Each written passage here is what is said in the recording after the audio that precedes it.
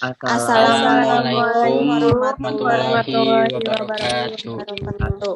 Kami dari kelompok 13 akan memaparkan tugas kelompok, yaitu mengenai pengimplementasian SIPD atau Sistem Informasi Pembangunan Daerah.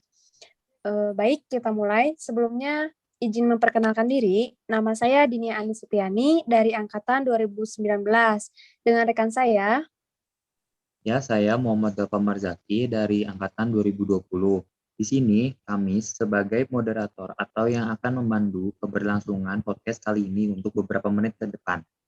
Dengan teman-teman saya yang hadir pada kesempatan kali ini yaitu Saya Siti Nuraini dari Angkatan 20 dan rekan saya. Dan saya Dava Ramadan Yandris dari Angkatan 2020. mungkin sebelumnya kami akan menjelaskan terlebih dahulu mengenai apa itu SIPD. SIPD adalah suatu sistem yang mendokumentasikan, mengadministrasikan, serta mengolah data pembangunan daerah menjadi informasi yang disajikan kepada masyarakat dan sebagai bahan pengambilan keputusan dalam rangka perencanaan, pelaksanaan, dan evaluasi kinerja pemerintah daerah.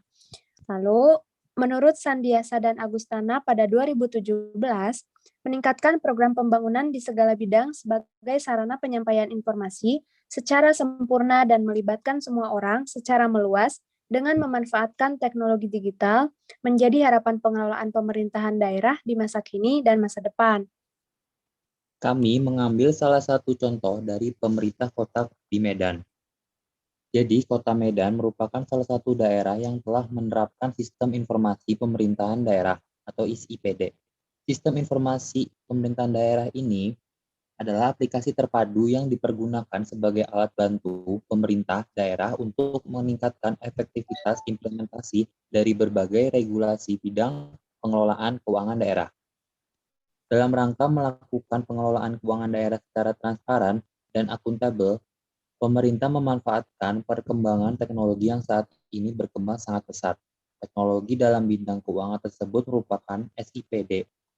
SIPD di Badan Pengelola Keuangan dan Aset Daerah Kota Medan masih sedang dalam tahap uji coba karena sebelumnya masih menggunakan SIMDA atau Sistem Informasi Manajemen Daerah. Di Kota Medan sendiri sudah mulai menerapkan sistem web yang mana penerapan aplikasi berbentuk web ini bertujuan untuk meningkatkan dan memudahkan percepatan dalam pelaksanaan pengawasan dan evaluasi pelayanan publik pemerintah Kota Medan. Namun dalam menjalankan program ini tidaklah mudah, harus memerlukan kerjasama dan kerja keras dari setiap instansi yang terlibat. Kebijakan ini ditujukan untuk memberikan fasilitas dan mendorong terwujudnya sistem data dan informasi pembangunan, informasi keuangan, serta informasi pemerintahan lainnya bagi pengambilan keputusan baik di daerah maupun di pusat. Sistem ini juga diharapkan dapat meningkatkan kinerja pemerintah daerah melalui kerjasama berbasis teknologi sehingga dapat membangun database yang ada di daerah serta dapat menggambarkan potensi dan sumber daya yang dimiliki oleh daerah dalam mendukung pengembangan sistem informasi pengelolaan daerah yang valid dan akurat.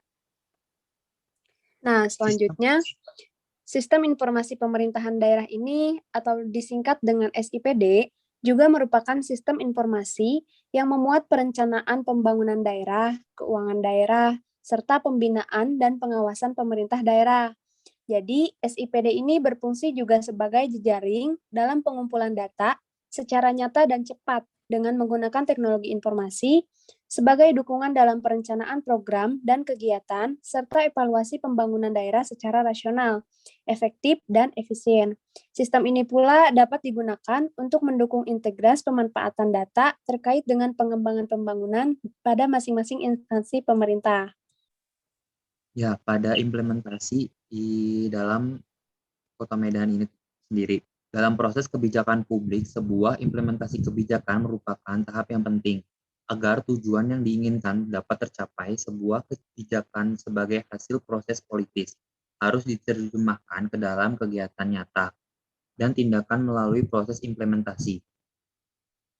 Proses implementasi sistem informasi pemerintahan daerah di mana orang yang terlibat dalamnya mempunyai tugas dan untuk mewujudkan pembangunan agar kualitas perencanaan pembangunan daerah dan sistem keuangan daerah serta sistem pemerintahan daerah yang lain, termasuk sistem pembinaan dan pengawasan pemerintahan daerah agar terintegrasi dengan baik.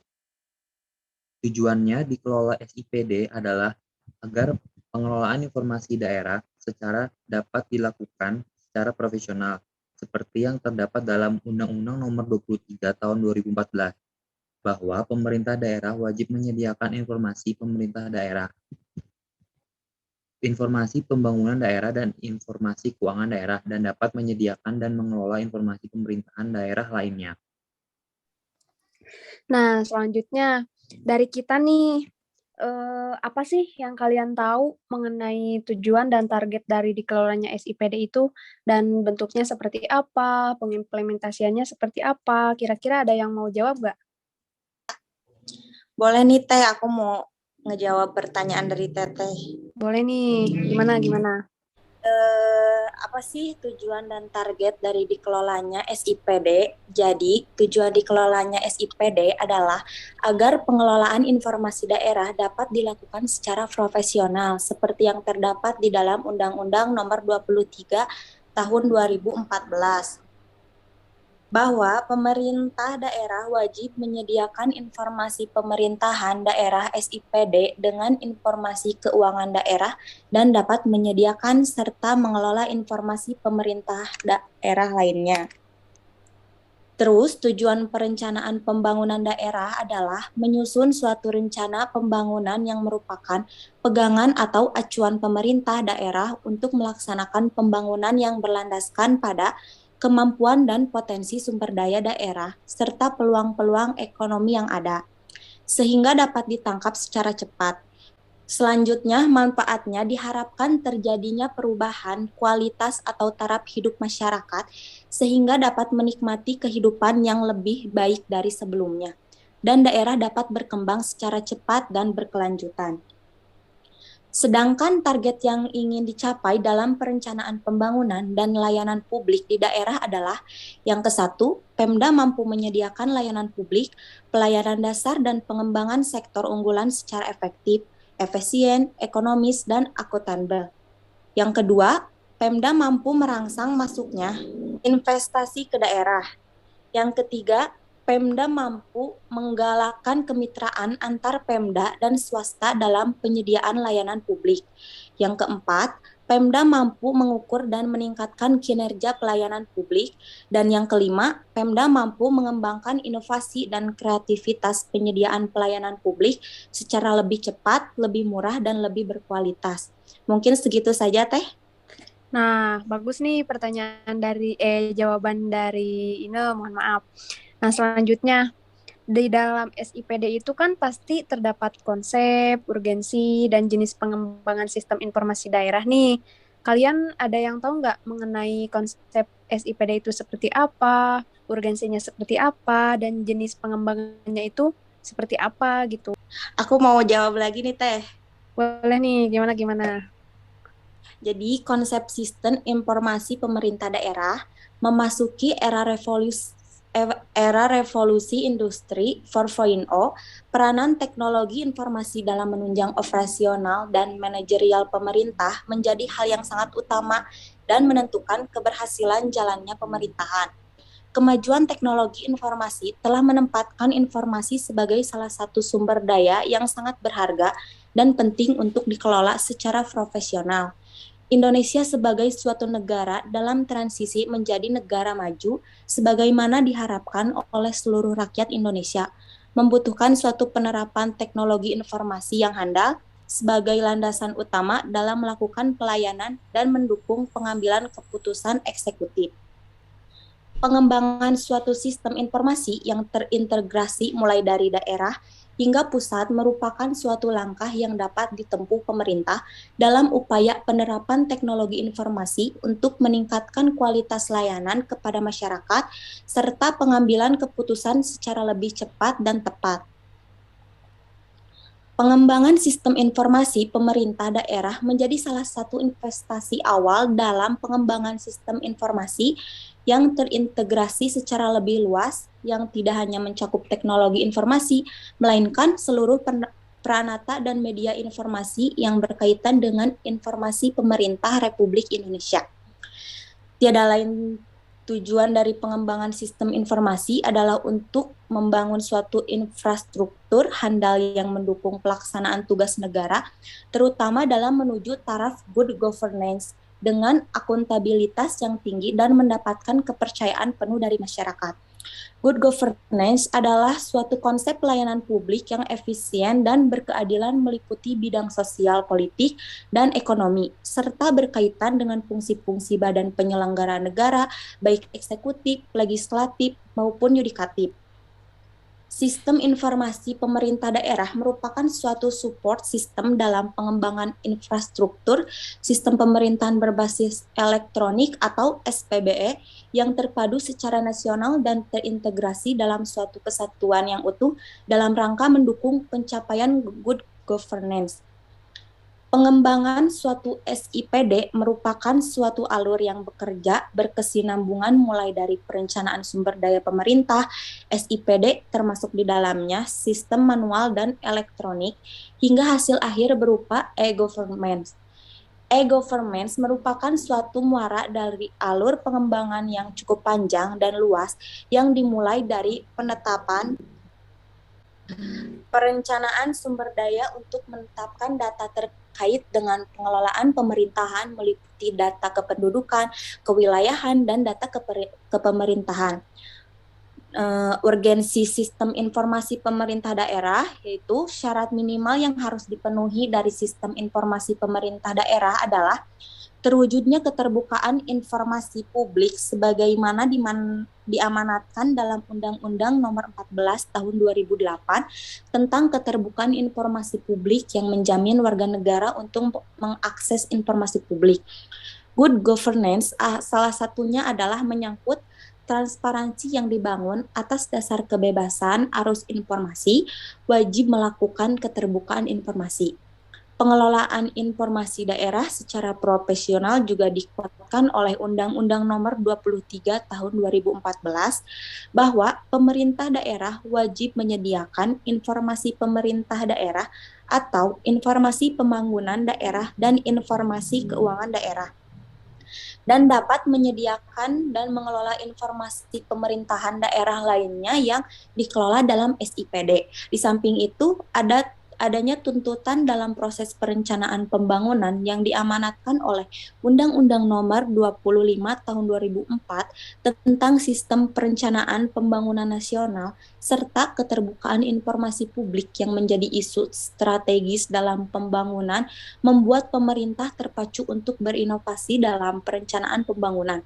Sehingga terbitlah Peraturan Menteri Dalam Negeri Republik Indonesia Nomor 70 Tahun 2019 tentang Sistem Informasi Pemerintahan Daerah yang mengatur teknis pengelolaan SIPD yang sesuai dengan kebutuhan pemerintah, industri, dan masyarakat saat ini. Namun, penting untuk diperhatikan agar sistem informasi pemerintah daerah harus mampu mendukung arsitektur SPBE yang terpadu secara nasional sebagaimana dituangkan dalam Perpres Nomor 95 Tahun 2018. Untuk itu perlu diperhatikan beberapa hal berikut dalam pengembangan SIPD, yaitu yang ke-1, penyelenggaraan pemerintahan daerah semakin dinamis membutuhkan suatu sistem informasi untuk meningkatkan efisiensi dan efektivitas pelaksanaan pembinaan dan pengawasan penyelenggara pemerintah daerah. Yang kedua, kebutuhan akan akuntabilitas dan transparansi menjadi isu penting yang harus difasilitasi oleh sistem informasi pemerintah daerah sebagai salah satu bentuk open government Indonesia atau OGI. Yang ketiga, sehingga akan terjadi perubahan pola kerja pada sistem fisik sebagai bentuk adaptasi dalam menjawab tuntutan revolusi industri 4.0. Nah, yang keempat, saat ini beberapa daerah telah mengembangkan sistem informasi daerah sesuai dengan kebutuhan daerah masing-masing. Pemerintah pusat pun demikian, setiap kementerian telah menciptakan sistem informasi yang harus digunakan oleh setiap daerah dalam mendukung kebutuhan informasi masing-masing. Namun, terjadi kurang efisiensi dan efektif akibat dari tingginya belanja teknologi informasi yang belum saling terhubung. Hal ini dapat disebabkan belum adanya Master Plan SPBE terpadu, khususnya arsitektur, teknis pengembangan sistem informasi yang dapat menjadi acuan pemerintah daerah dalam mengembangkan SIPD. Yang kelima, kodifikasi program dan kegiatan yang masih bervariasi juga menjadi salah satu alasan sulitnya sinkronisasi secara otomatis dengan sistem pemerintah pusat, sehingga akan menghambat proses sinkronisasi dan harmonisasi pembangunan daerah dan pusat. Nah, yang keenam, pencegahan korupsi juga menjadi isu penting, sehingga perlu integrasi sistem perencanaan dan penganggaran berbasis elektronik. Yang ketujuh, oleh karena itu sangat penting untuk dirancang bagaimana arsitektur setiap SIPD harus mampu diintegrasikan dengan sistem informasi pemerintah pusat secara baik, sehingga dapat melahirkan suatu layanan SPBE yang terpadu secara nasional. Yang kedelapan, ketika SPBE secara terpadu berjalan dengan baik, maka harapan pemerintah Indonesia untuk memiliki satu data Indonesia dapat terwujud. Satu data dapat memberikan acuan yang akurat untuk instansi pusat dan daerah dalam rangka penyelenggaraan tata kelola data, serta menjadi data utama dalam mewujudkan planning support system. Beberapa contoh penerapan e-governance yang berhasil dilaksanakan di Indonesia, meskipun masih perlu penyempurnaan seperti yang dilaksanakan pada pemerintahan daerah di Surabaya, antara lain sistem manajemen keuangan daerah, yang kedua ESDM atau terkait sumber daya manusia, yang ketiga monitoring, yang keempat pendidikan, yang kelima office, yang keenam izin, yang ketujuh kesehatan, yang kedelapan Simprolanas atau sistem informasi program layanan masyarakat, yang kesembilan sistem siaga bencana 112, dan yang ke-10 pusat media.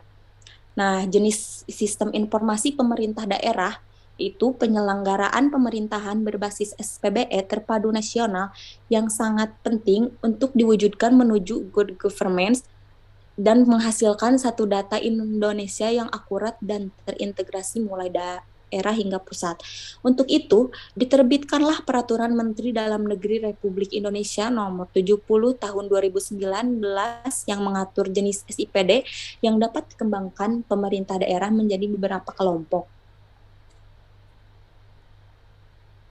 Yang ke-1, informasi pembangunan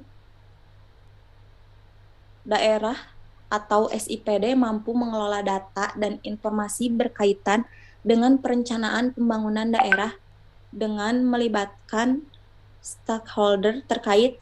Lebih khusus lagi, dalam SIPD mampu memfasilitasi penyusunan RPJPD, RPJMD, RKPD, Renstra PD, dan Renja PD, sehingga mudah diperoleh analisis dan profil dari pelaksanaan pembangunan daerah, serta mampu menjadi dasar dalam pembaharuan data dan informasi perencanaan pembangunan daerah. Informasi mengenai perencanaan pembangunan meliputi kondisi geografis daerah, demografi, potensi sumber daya daerah, ekonomi dan keuangan daerah, kesejahteraan masyarakat, pelayanan umum, serta daya saing daerah. Yang kedua, informasi keuangan daerah. SIPD mampu mengelola data keuangan daerah melalui stakeholders terkait secara lebih efektif dan efisien dengan tetap memperhatikan asas akuntabilitas dan transparansi. Proses pengelolaan keuangan daerah yang dimaksud meliputi yaitu perencanaan anggaran daerah, pelaksanaan dan penatausahaan keuangan daerah, akuntansi dan pelaporan keuangan daerah, pertanggungjawaban pelaksanaan keuangan daerah, pertanggungjawaban barang milik daerah, dan terakhir informasi keuangan daerah lainnya. Pengelolaan data keuangan daerah menjadi sangat penting terutama dalam mencegah terjadinya praktik penyalahgunaan kewenangan khususnya keuangan daerah.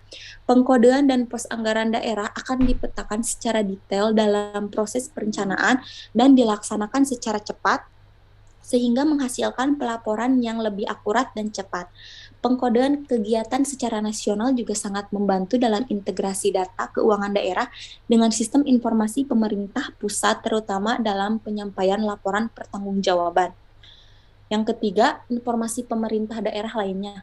SIPD mampu memberikan informasi umum lainnya berkaitan dengan penyelenggaraan pemerintahan.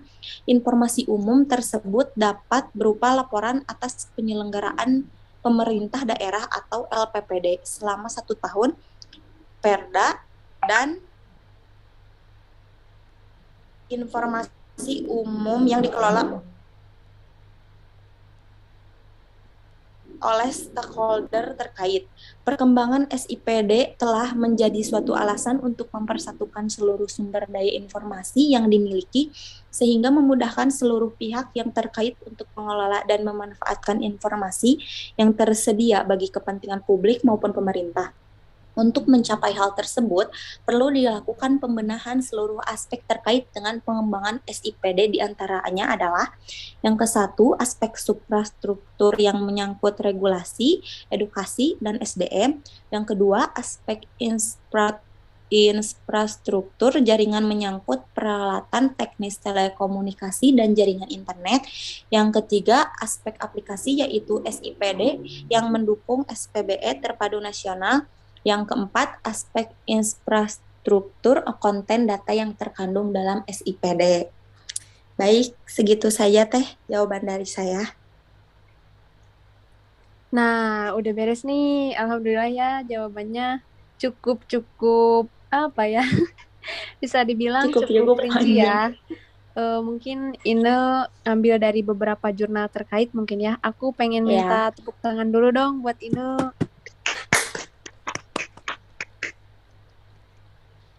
Nah, selanjutnya nih, setelah tadi Ina jelasin serinci itu, sedetail itu, mungkin untuk pengimplementasian SIPD di Kota Medan itu sendiri masih banyak ya, mungkin yang akan dijelasin atau dijawab lagi buat teman-teman yang mau jawab, mau nambahin atau gimana nih? Kira-kira ada lagi jawabannya nggak? Saya ada Teh, saya mau menjawab. Boleh nih dari Dapa, gimana Dav?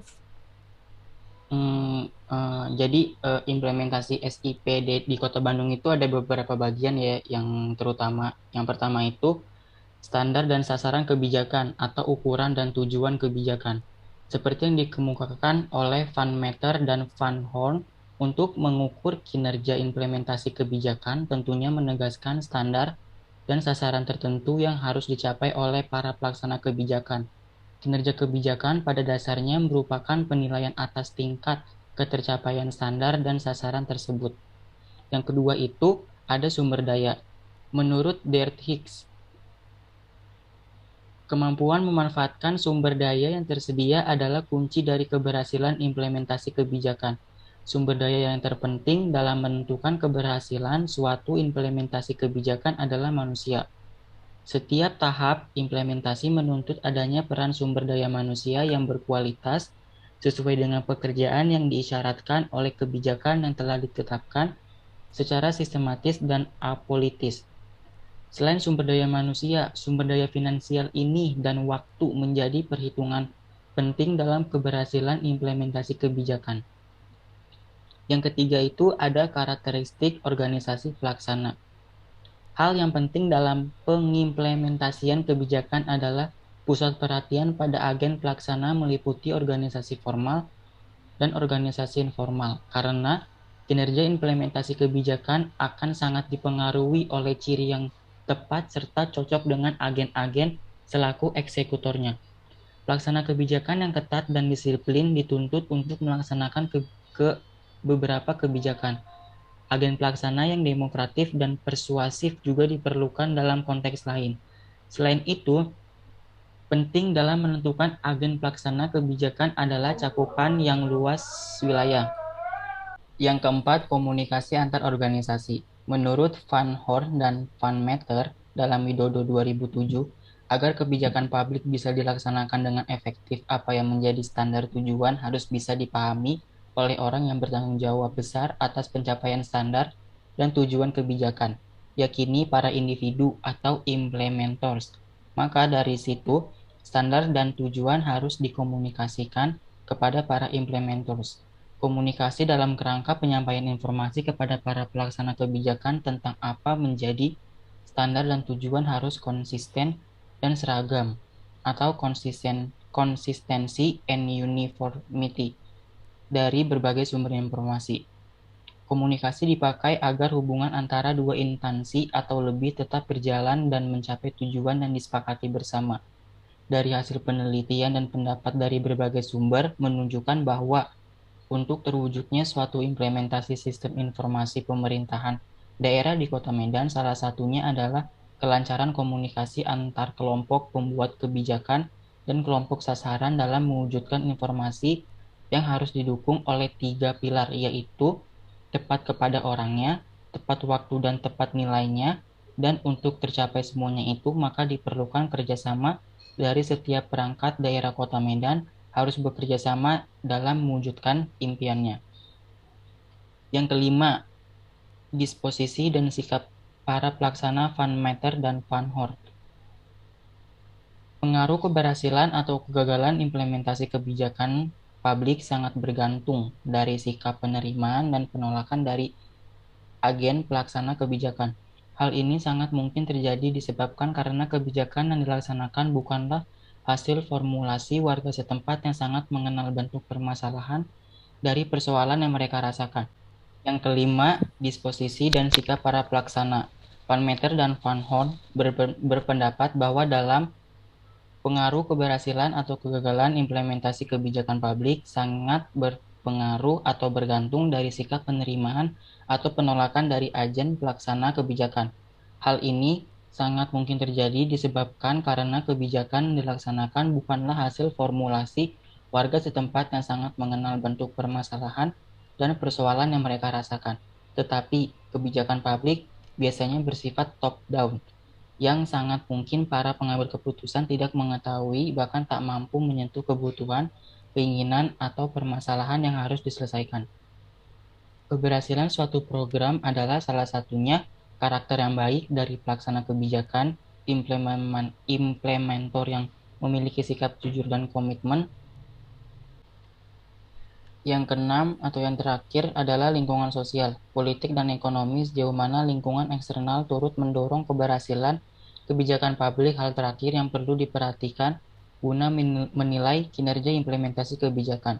Lingkungan sosial, ekonomi, dan politik yang tidak kondusif dapat menjadi sumber masalah dari kegagalan kinerja implementasi kebijakan. Karena itu, upaya implementasi kebijakan mensyaratkan kondisi lingkungan eksternal yang kondusif. Di dalam lingkungan BPKAD, Kota Medan sendiri, kondisi sosial, politik, dan ekonomi berjalan harmonis dan berkembang sebagaimana mestinya, walaupun dalam beberapa bulan terakhir, Kota Medan melaksanakan pemilu dan pemimpin yang berganti. Itu tidak menyurutkan keharmonisan dan keseimbangan kondisi sosial, politik, dan ekonomi di lingkungan Badan Pengelola Keuangan dan Aset Daerah Kota Medan. Hal ini tentunya sangat baik. BPKAD selaku badan yang mengurus keuangan dan aset di kota ini tentu sangat sensitif apabila terjadi ketidakharmonisan dalam proses berjalannya kegiatan, apalagi yang dikelola adalah harta milik rakyat.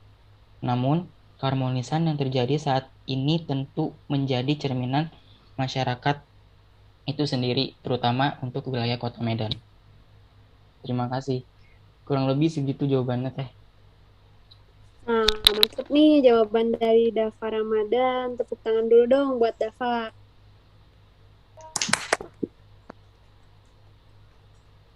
Selanjutnya, aku mau tanya nih, berhubung gimana ya? Kita kan kuliah di Bandung nih. Nah, dengar-dengar dulu pada tahun 2015 tuh, waktu Bandung masih jadi tuan rumah, pada peringatan 60 tahun KAA itu, masih mau dijadikan Bandung Smart City katanya. Nah, di sini dari kalian ada yang cukup paham banyak nggak mengenai Bandung yang akan dijadikan Smart City itu seperti apa sih? Aku. Boleh. Gimana, Dava? Nah, waktu pada 2015 yang lalu, perhatian dunia itu tertuju pada Indonesia sebagai tuan rumah peringatan 60 tahun Konferensi Asia Afrika atau KAA. Rangkaian peringatan itu diisi dengan pertemuan secara maraton, mulai dari pertemuan tingkat pejabat tinggi, pertemuan para menteri Asia Afrika, KTT Bisnis Asia Afrika, KTT Asia Afrika, konferensi Parlemen Asia Afrika di Jakarta, hingga puncak peringatan 60 tahun KHA berupa napaktilas dan penandatanganan deklarasi di Gedung Merdeka Bandung. Berbagai wali kota dari negara Asia Afrika hadir dan mendiskusikan poin-poin penting dalam pembangunan kota cerdas atau smart city tersebut. Dalam pertemuan tersebut dirangkum 5 poin upaya pembangunan kota cerdas atau smart city tersebut. Pertama, yaitu mendorong komitmen dalam mengembangkan dan membangun model kota cerdas. Hal ini akan dilakukan dengan membangun berbagai pengetahuan, manajerial, dan teknologi, khususnya oleh para pemerintah daerah, akademisi, pelaku bisnis, industri, dan komunitas di Asia Afrika. Yang kedua, yakni perihal sistem yang ramah lingkungan. Isu ini menekankan agar setiap pihak dalam hal ini dapat berkonsentrasi dalam menciptakan sistem yang ramah energi, pelayanan publik yang baik, serta penggunaan sumber energi yang terbarukan. Yang ketiga, mendorong agar setiap pihak dapat berinvestasi dalam pengembangan masyarakat cerdas, serta dapat diimplementasikan melalui pendidikan dan kesehatan yang lebih baik. Yang keempat, mendorong pemanfaatan ekonomi cerdas serta memberi dukungan bagi generasi muda yang cerdas, serta dapat meningkatkan kreativitas dan kewirausahaan. Serta yang kelima, menekankan agar setiap kota yang terlibat dapat terus melanjutkan jaringan dan kemitraan yang kolaboratif, serta dapat dimanfaatkan untuk mengadvokasi pembangunan kota. Pertemuan juga menghasilkan pembentukan aliansi Asia Afrika Smart City. Meski begitu, pembentukan kota cerdas tersebut tidak dapat berjalan dengan utuh apabila tidak adanya regulasi atau peraturan pemerintah. Konsep kota cerdas Bandung dinamai dengan Bandung Smart City 1.0. Setidaknya ada 4 hal kerangka dasar sebelum membangun kota cerdas Bandung yang diprakarsai oleh Ridwan Kamil, yaitu pada saat itu beliau masih menjabat menjadi wali kota Bandung. Keempat elemen tersebut meliputi pelayanan publik, perbaikan kinerja aparatur, membangun interaksi warga dengan pemerintah daerah, serta keterbukaan akses data. Keempat hal tersebut menjadi pilar bagi pembangunan kota cerdas di Bandung. Sedangkan untuk mendukung terwujudnya kota cerdas, Ridwan Kamil melakukan pendekatan berbasis komunitas dan gotong royong kepada stakeholder. Banyak pihak yang diajak berkolaborasi untuk mewujudkan Bandung Smart City, mulai dari komunitas, universitas, swasta, hingga negara-negara asing, untuk menjadi sister city, atau kota yang diajak untuk menjalin kerjasama secara intensif dari berbagai sektor. Informan dari Kepala Bidang Teknologi Informasi dan Telematika Dinas Informasi dan Komunikasi Kota Bandung.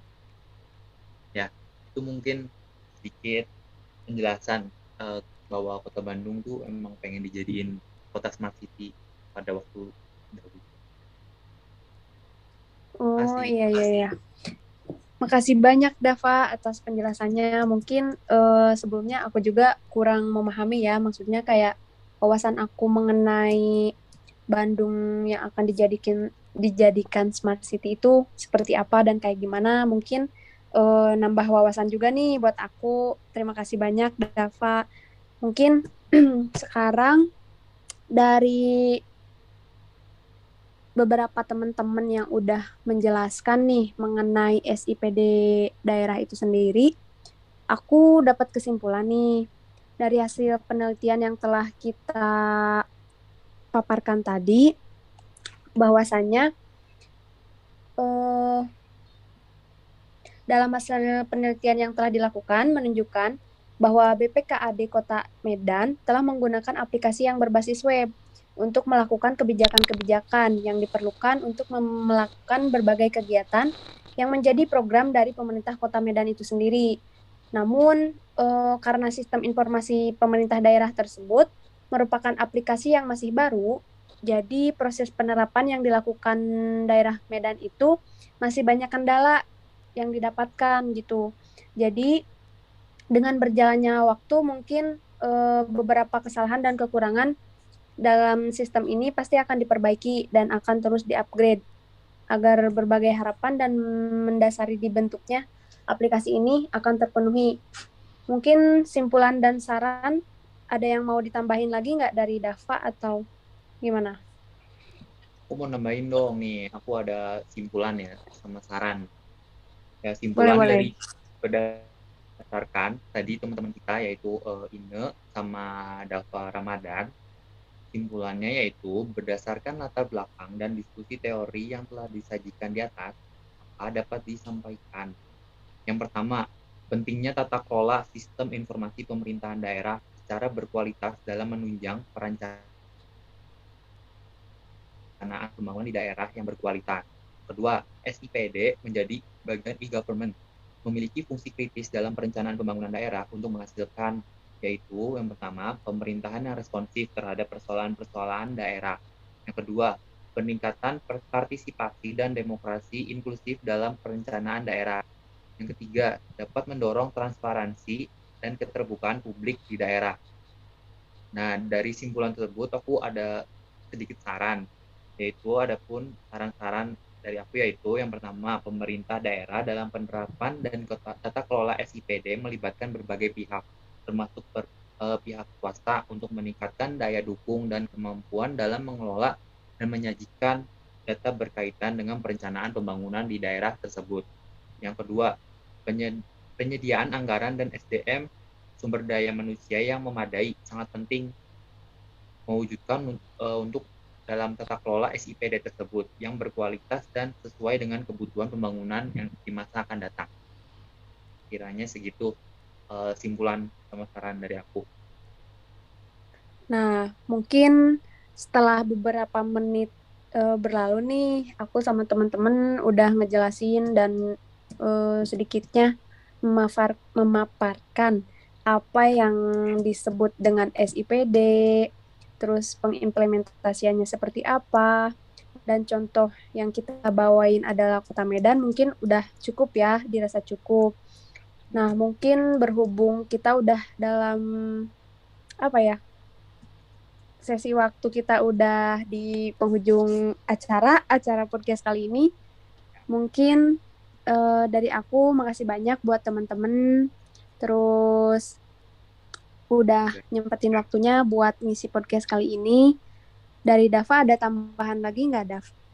Buat Ine sama Dava, Ramadan, makasih buat untuk penjelasannya tadi. Ya udah segitu aja sih kalau dari aku mah. Sama-sama. Makasih juga buat Terima kasih moderator. kembali moderator. Sangat jelas sekali. Nah, sangat rinci pokoknya. Ya. Mungkin berhubung waktunya udah selesai dan pembahasannya pun udah selesai, aku tutup aja mungkin ya. Ya. Ya. Nah, semoga ketemu lagi di lain waktu dan tetap semangat, jaga kesehatan. Mungkin dari aku, mohon maaf jika ada salah kata dan tutur kata yang kurang berkenan. Wabillahi taufiq wal hidayah. Wassalamualaikum warahmatullahi wabarakatuh. Waalaikumsalam warahmatullahi wabarakatuh.